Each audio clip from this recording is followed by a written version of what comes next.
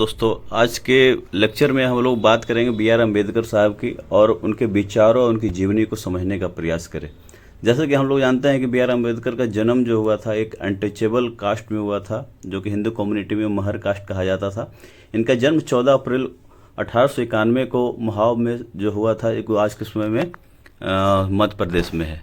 मध्य प्रदेश में मेनली रूप से उनके पिताजी कार्यरत थे सूबेदार पद पे, जिसके कारण उन्हें कुछ छूट मिला पढ़ाई करने का भी, और वहाँ से इनकी एक तरह से यात्रा भी शुरू होती है जीवन की, कि वो कैसे कैसे अलग अलग समस्या से जूझते हैं और आगे से बढ़ते हैं। उन्होंने अपनी पूरी स्कूली करने के बाद लगभग 1912 में उन्होंने बीए किया, जो कि महाराजा ऑफ बड़ौदा। उसके बाद उन्होंने फिर फ़ॉरेन से अमेरिका गया 1913 में।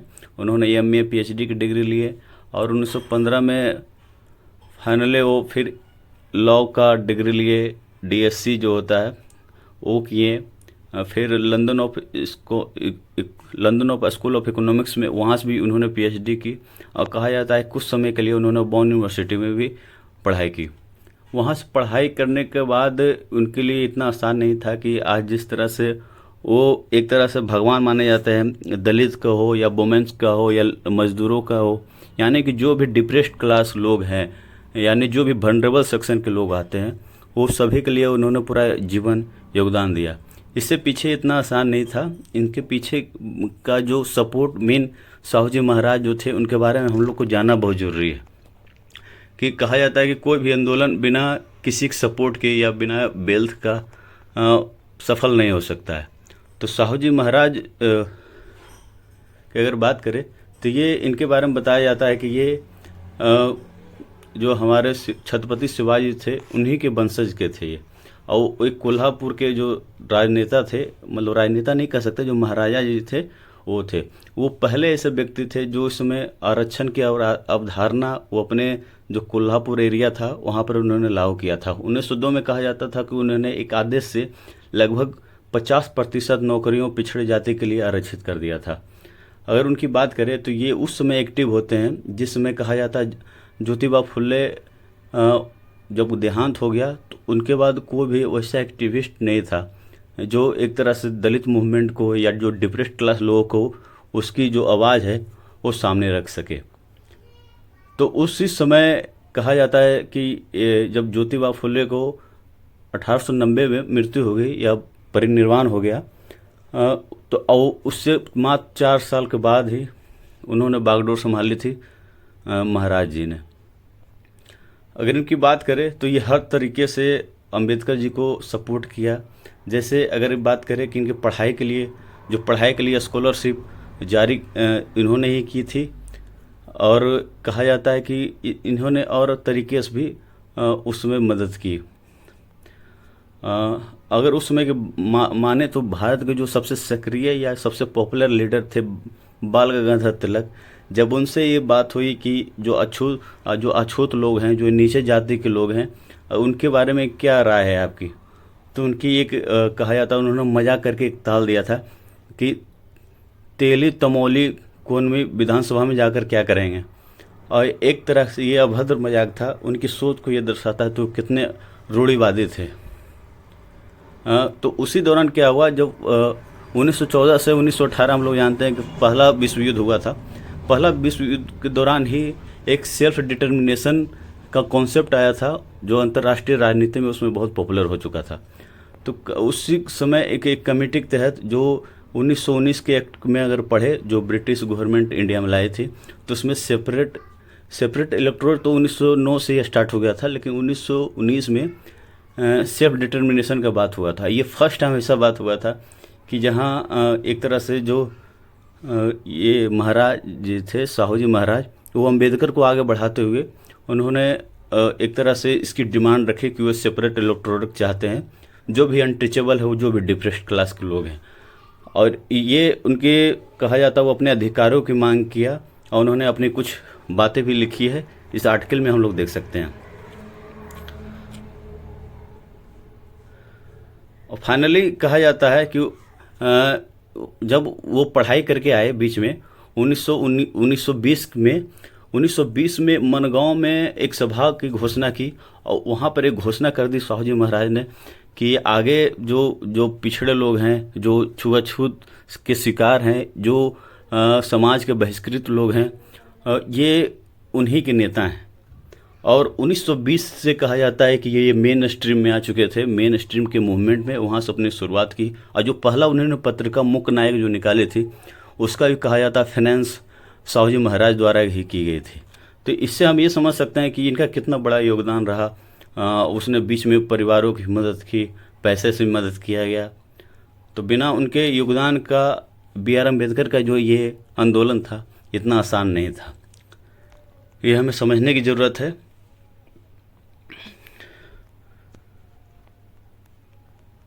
और अगर बात करें तो अगला जो है, उन्होंने जो भी अपनी ज़िंदगी में झेला था, उनका एक बुक है जो ऑटोग्राफिक रूप में माना जाता है, बेटिंग फॉर वीज़ा। ये waiting for visa B.R. Ambedkar द्वारा ही लिखा गया है। और ये इस बुक में उन्होंने बहुत सारी जो घटनाओं की चर्चा की है, जैसे स्कूल टाइम में उन्हें स्कूल से बाहर बैठना, मतलब क्लास से बाहर बैठना पड़ता था, उन्हें पानी नहीं पीने दिया जाता था, उन्हें कभी कभी ऐसा दिन होता था एक दिन भर पानी नहीं मिलता था। पूरे स्कूल में एक दलित मात्र एकमात्र बच्चा था। तो ये सब जो उनके जीवन में जो भी तकलीफ़ें हुई थी वो इसमें वर्णित किया है। हिंदी में जो बुक है मैं कैसे बना, इसमें वो अपने ये पूरे जीवन में जितने, जैसे एक बार वो कहा जाता है जब बड़ोदरा में वो काम करने के लिए आए, जब उन्हें नौकरी की ज्वाइनिंग हुई तो वहाँ पे उन्हें कोई घर नहीं मिल रहा था। एक घर पारसी का मिला भी तो उन्होंने बिना कास्ट बताए और उससे पूछा भी नहीं गया, वो बताया भी नहीं। बाद में पता चला लोग उन्हें मारने के लिए पूरा घर को घेर लिया था, फिर वहाँ से किसी तरह जान बचा के वो भागे। दूसरा एक घटना और है, एक नदी पुल पार करना था, जहाँ पे बताया जाता है कि अंबेडकर जी को मारने का प्लान था कि किसी तरह जो बैलगाड़ी है उसको किसी तरह नदी में गिरा दो और उससे। तो ये हम समझ सकते हैं कि ये एक उस समय की बात है जिसमें हर तरफ से जो रूढ़िवादी सोच है वो हर तरफ से पनप रही थी और वहाँ पर कोई विरोध कर रहा है तो इतना आसान नहीं था। तो ये सब जो उन्होंने ज़िंदगी में झेला था उसके बारे में इन्होंने लिखा है। और हिंदी का जो बुक है मैं कैसे बना, जब इनकी पढ़ाई पूरी हुई, जब यहाँ के मेन स्ट्रीम में उन्होंने स्टार्ट किया, मुख्य नायक पत्रिका भी निकाली, ये सब की बात तो हम लोग किए ही। लेकिन इससे पहले हम ये समझें कि अक्सर B.R. अम्बेडकर को लोग समझ लेते हैं कि वो एक सिर्फ दलित का नेता है, लेकिन दलित का नेता ना होकर के वो सिर्फ अलग अलग कहा जाता है कि वो उन्होंने हर लोगों की आवाज़ उठाई जो समाज से बहिष्कृत थे। जैसे महिलाओं के कोई भी अधिकार नहीं था। आज भी जो भी महिला पढ़ रही है उसमें 99% लगभग अम्बेडकर का बहुत अहम रोल रहा, जो कोड बिल के माध्यम से हम समझेंगे आगे चल के। उसके बाद जो मेन घटना है बहिष्कृत सभा का, ये बहिष्कृत सभा कहा जाता है 1924 में इसकी स्थापना हुई थी। और ये अम्बेडकर जी समझ चुके थे कि हम सोसाइटी को अगर चेंज कर सकते हैं तो उसमें अहम रोल एजुकेशन का है। और उसी समय 1924 में ही जब 20 जुलाई 1924 को बहिष्कृत हितकारिणी सभा का जब इन्होंने फाउंडेशन रखा तो उसी समय ये नारा दिया था, एजुकेट, ऑर्गेनाइज, एजिटेट। बिना कहा जाता है शिक्षित हुए, बिना संगठित हुए अपने कोई भी समाज का नहीं कर सकता। और दूसरा अपना जो ये क्रांतिकारी जो टाइप का है वो विचार रखना चाहे, तो इसे एजुकेट, ऑर्गेनाइज, एजिटेट। और बहिष्कृत हितकारिणी जो सभा था इसका मेन उद्देश्य था कि जो भी अनटचेबल लोग हैं या जो भी डिप्रेस क्लास लोग हैं उनको एजुकेशन प्रोवाइड करना, उनके लिए हॉस्टल प्रोवाइड करना और उनके लिए ऐसे पढ़ाई करना कि ताकि वो इकोनॉमिक रूप से स्ट्रांग हो सके, जैसे इंडस्ट्रियल, एग्रीकल्चर स्कूल। ये सब उन्हीं की सोच थी और ये हितकारिणी सभा के माध्यम से ही कोशिश कर रहे थे कि उनके पढ़ाई के लिए सुविधा हो और अपने कल्चर के बारे में जाने, कि जो उनकी पारंपरिक है वो सब एजुकेशन के बारे में जाने। और उसी तर्ज पे कहा जाता है हॉस्टल भी खोला गया महाराष्ट्र में। तो यहाँ से शुरुआत होती है। इसके बाद जो मेन घटना आती है कहा जाता है मेन वहाँ से एक तरह से पूरा एग्रेसिव रूप में जो मेन घटना है वो है 25 दिसंबर 1927 को। 25 दिसंबर 1927 को ये उसी समय की बात है जब उससे पहले किसी भी दलित को ना टेंपल में एंट्री मिलती थी, ना कोई सामूहिक जगह पर जो पानी होता था वहाँ से ना पानी पी सकते थे। तो उसी का एक तरह से विरोध में माना जाता है कि एक लार्ज लेवल पे 25 दिसंबर को 1927 को एक सामूहिक रूप से एक पब्लिकली मनुस्मृति दहन दिवस मनाया जाता है।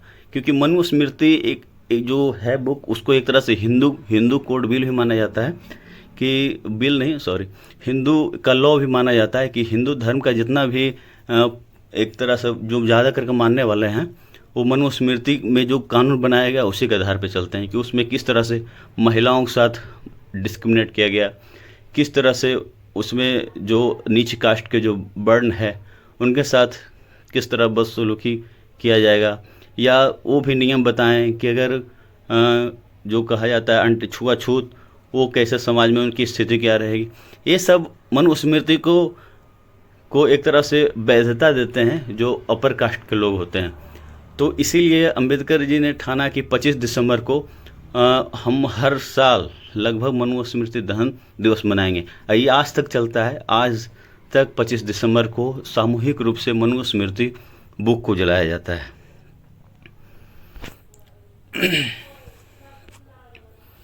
अगला जो घटना है वो 1932 को कहा जाता है ये commonwealth award of Poona pact.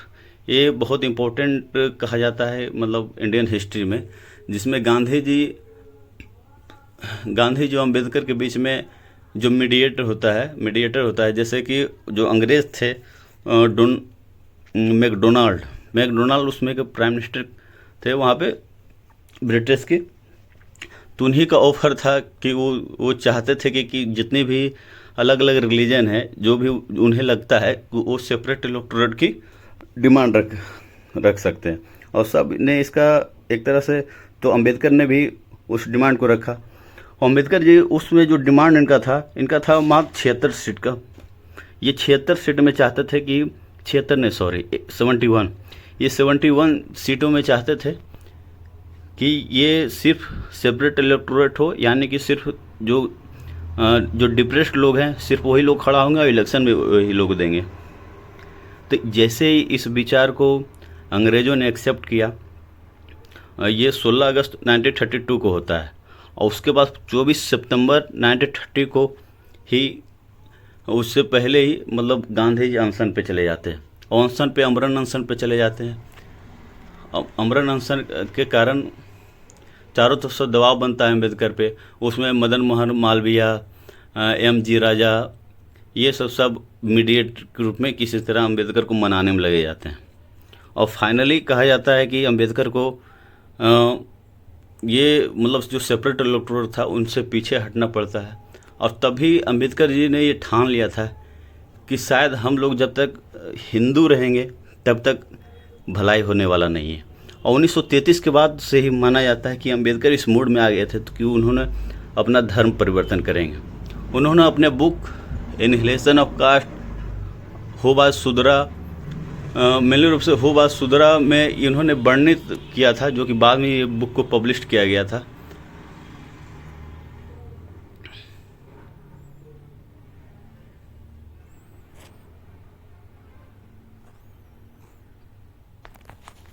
उनमें इन्होंने लिखा है एक तरह से होवा सुदरा में इन्होंने ये पूरा व्याख्या किया गया है कि किस तरह से जो हिंदू फिलोसफी है या हिंदू धर्म का जो दर्शन है वो किस तरह से दुर्व्यवहार किया है शुरू से ही। और फाइनली जब 1946 में जब विधानसभा बैठता है तो वहाँ इन्हें पहला लॉ मिनिस्टर भारत का बनाया जाता है। ये उस समय जो संविधान सभा बैठा था वो कोई इलेक्शन से नहीं था, अभी इलेक्शन होना बाकी था। तो जो उस समय का प्राइम मिनिस्टर होने वाले थे जवाहरलाल नेहरू, उनका सोच ये था कि हर वर्ग का नेता इसमें शामिल हो। तो ये चाहते हुए भी उन्होंने अंबेडकर को पहला जो लॉ मिनिस्टर बनाया था। और कहा जाता है जिसमें संविधान ड्राफ्टिंग हो रहा था उसमें अंबेडकर इतना पढ़ा लिखा लगभग विधानसभा में कोई नहीं था, उसके आसपास भी नहीं कोई थे, जिसके कारण कहा जाता है कि उनके लगभग जो करीब माना जाता था उनसे वो भी कम नहीं थे BN राव के बारे में। ये दोनों मिल के ही ड्राफ्टिंग किया था पूरा संविधान एक तरह कॉन्स्टिट्यूशन को बनाने में। ऐसा नहीं कि इन्होंने खुद लिखा था, लगभग बहुत सारे मीटिंग हुए, बहुत सारी कमेटी बनी थी और सब कमेटी पे डिस्कस होता था इसके बारे में और फाइनल फिर उस पर निर्णय लेकर के ही लिखा जाता था। जब ये लॉ मिनिस्टर बने अंबेडकर, तो इनका वहाँ से ये सोच रहे थे कि किसी तरह हिंदू कोड बिल सामने आ जाए और हिंदू कोड बिल के लिए उन्होंने लगातार प्रयास किया। लेकिन उस समय का जो मैक्सिमम जो लोग थे विधानसभा में वो ज़्यादा करके अपर कास्ट से थे और वो कभी नहीं चाहते थे कि ये हो। तो अंबेडकर जी ने फाइनली इस्तीफा देने का निर्णय लिया और उन्होंने 1951 में ही उस दौरान ही मतलब कहा जाता है इन 1951 में 1952 में इलेक्शन होने वाला था। तब तक अंबेडकर जी ने उससे पहले ही इस्तीफा दे दिया। जवाहरलाल नेहरू कह रहे थे कि अभी इलेक्शन हो जाने दो, इलेक्शन होने के बाद सोचते हैं, लेकिन अभी इतना आसान नहीं है। लेकिन इससे नाराज़ होकर के अंबेडकर के बारे में बताया जाता है कि उन्होंने इस्तीफा दे दिया और फिर बाहर से उन्होंने प्रेशराइज किया जवाहरलाल नेहरू पे कि हिंदू कोड बिल लाने के लिए।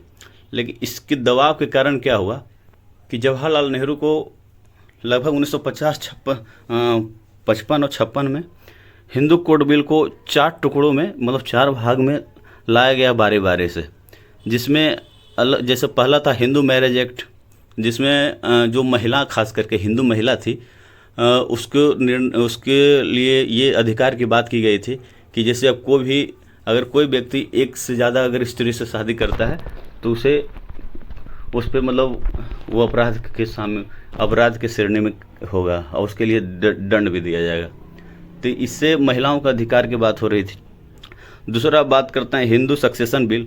जो हिंदू सक्सेशन बिल था इससे पहले हमारे परंपराओं में क्या था कि जैसे जो पुराने कानून थे दया भाग मिताक्षरा इस सब में जो दिया गया था उसमें महिलाओं का कोई भी संपत्ति का अधिकार नहीं होता था।